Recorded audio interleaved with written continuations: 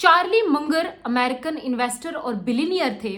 उन्होंने एक दफ़ा बच्चों से सवाल किया कि कौन सा ऐसा प्लेयर है जो अपनी 20s में भी चैंपियन रहा और उसके बाद अपनी लाइफ के 80s में भी चैंपियन रहा। अब उसके ऊपर बच्चों ने मुख्तलिफ जवाब दिए। कुछ बच्चों ने कहा क्रिकेट, कुछ बच्चों ने कहा टेनिस, कुछ बच्चे कहते हैं चेस। अब उसमें से एक बच्चा था सिर्फ जो ये जवाब देता है चेकर्स।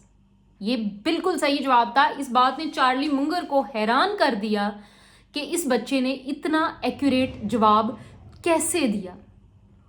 हम रोजाना की बुनियाद पर कोई 35,000 के करीब फैसले छोटे और बड़े करते हैं और यही फैसले डिसाइड करते हैं कि हम लाइफ में सक्सेसफुल होंगे या नहीं, या हमारी लाइफ को यही फैसले डायरेक्शन देते हैं।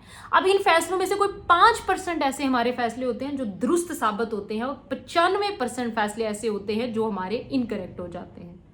हमारे माशरे में 90% स्टूडेंट्स ऐसे हैं जो एडमिशन लेते हैं लेकिन उनको ये पता ही नहीं होता कि जिस सब्जेक्ट के अंदर, जिस फील्ड के अंदर उन्होंने एडमिशन लिया है, क्या ये उनके लिए राइट ऑप्शन है या नहीं है। हमारे यहाँ 95% जो स्टार्टअप्स हैं और नए बिजनेसेस हैं वो नाकाम हो जाते हैं। क्या आपको पता है वो नाकाम क्यों हो जाते हैं?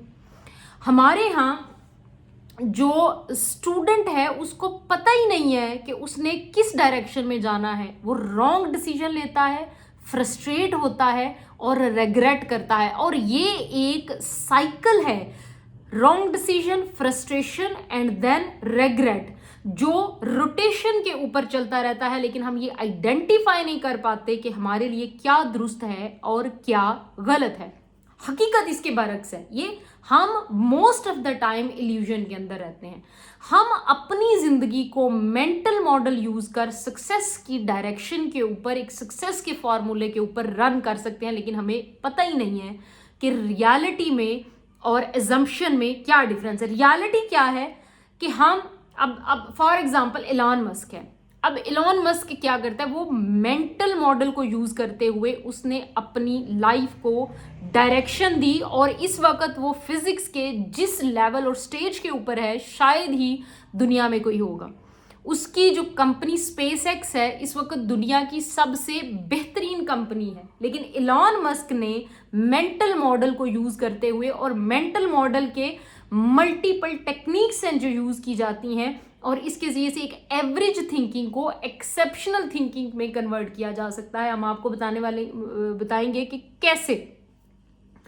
सबसे पहले है first principle thinking. Elon Musk कहता है कि मैंने अपनी जिंदगी को इस थिंकिंग के जरिए से ऑर्गेनाइज किया, मैनेज किया और सक्सेस की तमाम जो सीढ़ियां हैं उनको अचीव किया। अब ये जो फर्स्ट प्रिंसिपल मेथड या टेक्निक है, ये क्या है?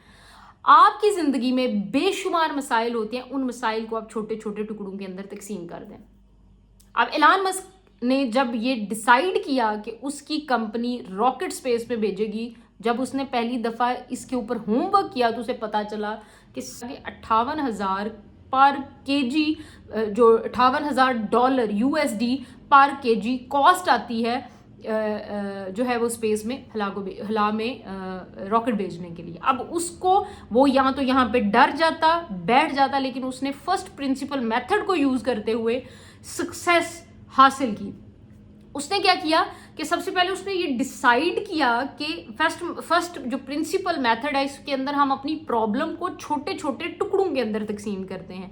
अब एलन मस्क ने क्या किया कि सबसे पहले उसने ये देखा कि जो रॉकेट की मेकिंग है उसके अंदर क्या इस्तेमाल होता है। उसके अंदर एल्यूमिनियम इस्तेमाल होती है, कॉपर इस्तेमाल होता है, उसके अंदर कार्बन इस्तेमाल होता है। तो उसने क्या किया कि इन चीज़ों को अलग अलग करके छोटे छोटे हिस्सों में तकसीम करके उसने ये टारगेट अचीव किया। और वो जो 58,000 कॉस्ट थी पर केजी हला में सैटेलाइट में रॉकेट को भेजने की, वो इसको $27,000 पर केजी पर ले आया।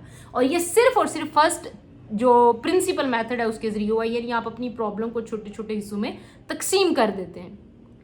अब यही हाल टेस्ला का है। जब उसने टेस्ला को बनाने का इरादा किया तो बैटरी की कॉस्ट इतनी ज़्यादा थी कि उसके लिए पॉसिबल नहीं था, या उसकी टीम ने उसको कहा कि ये हमारे लिए पॉसिबल नहीं होगा इस तरह से करना। लेकिन उसने क्या किया, जो फर्स्ट प्रिंसिपल मेथड है उसको इस्तेमाल करते हुए उसने उसको छोटे छोटे हिस्सों में तकसीम किया। सबसे पहले उसने ये देखा कि बैटरी की कॉस्ट के ऊपर या बैटरी की मेकिंग के अंदर क्या यूज़ होता है। लिथियम इस्तेमाल होती है, निकल इस्तेमाल होती है, ग्रेफाइट इस्तेमाल होती है, जो है वो कोबाल्ट इस्तेमाल होती है। तो उसने क्या किया कि उसने देखा इनके ऊपर क्या कॉस्ट आएगी।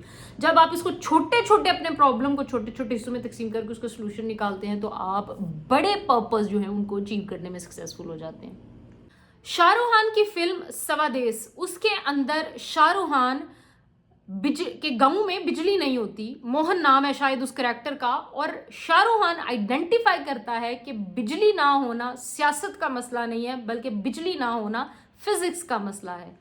वो क्या करता है कि वो ये बात रियलाइज कर लेता है कि जो है मोशन जो है वो उसकी जनरेटर की और इन्वर्टर की जरूरत है उसको। वो अगर ये रियलाइज कर लेता कि सियासत का मसला कभी बिजली प्रोड्यूस ना कर सकता, लेकिन उसको टाइमली पता चल गया, उसने आइडेंटिफाई कर लिया कि ये फिजिक्स का मसला है, ये पॉलिटिक्स का मसला नहीं है। उसने अपने गांव में मोशन, इन्वर्टर, जनरेटर, इन तीनों चीज़ों को इस्तेमाल करते बिजली बनाई और उस गांव को कामयाबी हासिल हुई। तो जब हम लाइफ की इन छोटी छोटी प्रॉब्लम्स को उठा के सोल्यूशन की तरफ ले जाते हैं तो हम जिंदगी में सक्सेस की तरफ जाना शुरू हो जाते हैं। दूसरी टेक्निक जो इस्तेमाल की जाती है उसको हम इनवेरिएंट थिंकिंग कहते हैं। यानी अगर आपको लगता है कि आप जिंदगी में कामयाब नहीं हो रहे हैं तो आप ये आइडेंटिफाई करें कि आप फेल क्यों हो रहे हैं। This is what called as invariant. यानी दिस वे और दैट वे, अगर आपको कामयाबी नहीं मिल रही है, आपको सक्सेस नहीं मिल रही है और आप अपने फेलियर के काजेस को ढूंढ लेंगे तो आप लाइफ में कभी भी नाकाम नहीं होंगे, आपको अल्टीमेटली सक्सेस मिलेगी। आप अपने लाइफस्टाइल को रिविजिट करोगे, आप देखोगे आप क्या गलतियां कर रहे हो। आप कॉस्ट ज़्यादा आ रही है तो आप उसको कम करने की कोशिश करोगे। आप ज़्यादा पैसा कारोबार अगर आप करना चाहते हो तो आप देखते हो कि आपके पास सेविंग नहीं हो रही, आप सेविंग नहीं हो रही तो आप देखो कि आपके हैबिट्स क्या हैं, आप उनको चेंज करो। आप शॉपिंग के ऊपर ज़्यादा खर्च कर रहे हो, आप खाने पीने पे ज़्यादा खर्च कर रहे हो, आउटिंग पे ज़्यादा खर्च कर रहे हो, तो आप वहाँ से जब डिडक्ट करोगे तो आपके पास सेविंग होना शुरू हो जाएगी। So this is called as invariant thinking. यानी आपने पॉजिटिव अगर कोई चीज़ नेगेटिव हो रही है तो आप देखिए वो क्यों हो रही है और जो काजेस की वजह से हो रही है आप उनको जब रिमूव करने की कोशिश करते हैं तो अल्टीमेटली आप अपने ऑब्जेक्टिव्स को अचीव करने में कामयाब हो जाते हैं। एक और मेथड तीसरा जो अपने ब्रेन को या अपने जो है डायरेक्शन देने का तरीका है वो ये रेग्रेट मिनिमलाइजेशन टेक्निक है। यानी आप ये एज्यूम करो कि मैं 80 साल का हो गया हूँ, मैं 80 ईयर्स में जब मेरी मौत होने लगेगी तो कौन से रेग्रेट है मुझे होंगे। उन चीज़ों को आप अवॉइड करने की कोशिश करो। दुनिया में जितनी प्रोडक्ट है, दुनिया में जितनी चीज़ें बिक रही हैं और जो कुछ भी हो रहा है ये सारे का सारा इसी टेक्निक के ऊपर हो रहा है। अब एड्स आप बनाते हैं उसके अंदर हम AIDA टेक्निक इस्तेमाल करते हैं।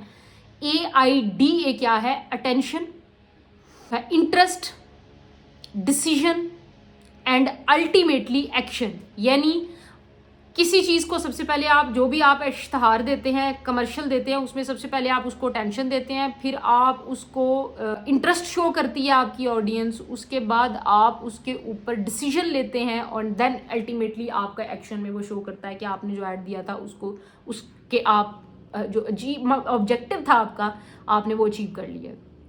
इसी तरह से आपकी फिल्म इंडस्ट्री है वो भी CAR टेक्निक के ऊपर चल रही है। कॉन्फ्लिक्ट, एक्शन और उसके बाद रिजल्ट्स हैं। यानी से फिल्मों में, ड्रामों में क्या दिखाया जाता है, सबसे पहले कॉन्फ्लिक्ट आता है, फिर उस कॉन्फ्लिक्ट के जरूर एक्शन होता है यानी क्लाइमैक्स आता है, देन उसके बाद उसके एंड रिजल्ट आते हैं यानी जिसमें आपके पास एंडिंग आ जाती है। पूरी दुनिया के अंदर यानी ये जो है आपने अक्सर साइकोलॉजी में भी सुना होगा एथोस लोगोस, एथिक्स में भी सुना होगा एथोस लोगोस और पैथोस, यानी क्रेडिबिलिटी, इमोशन और लॉजिक। जब ये तीनों चीज़ें एक जगह जमा हो जाती हैं तो आप लाइफ में सक्सेसफुल हो जाते हैं।